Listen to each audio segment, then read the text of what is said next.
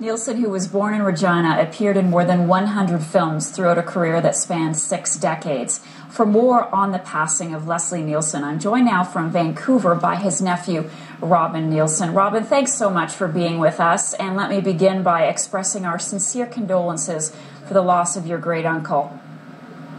Thank you very much. Talk to us about him on a personal level. Was he this funny off-screen? I mean, what was he really like?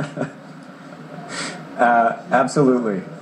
He was always had a joke ready. I mean, he was a very grounded and humble individual, and with family and friends, he always had us laughing.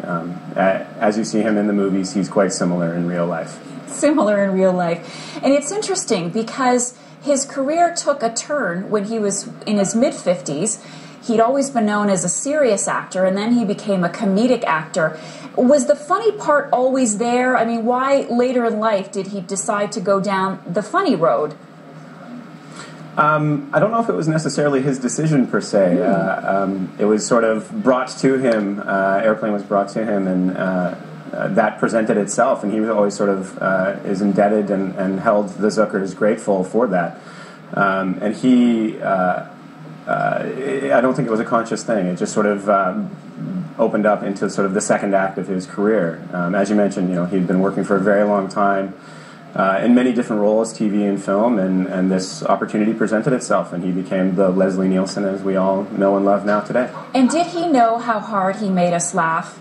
Was he surprised by the response? I mean, everyone can quote a line from one of his movies. Definitely. He was aware of it, definitely. I work here in Vancouver in the film industry, and I've had the fortune of working with Leslie on screen as well. Yeah. And but I've never met anyone who had anything but great things to say about him and the influence that he had, whether it was just making them laugh or just a kind hello on a bad day, whatever it was. He was always there and had time for everyone. And you mentioned that he worked in Canada. He came back to do work. Apart from that work, did he still have a connection to Canada? Did he visit much? Oh, absolutely. He was very, very close with and very involved with our family. He would visit regularly, come up to say hello or have some dental work done by my father.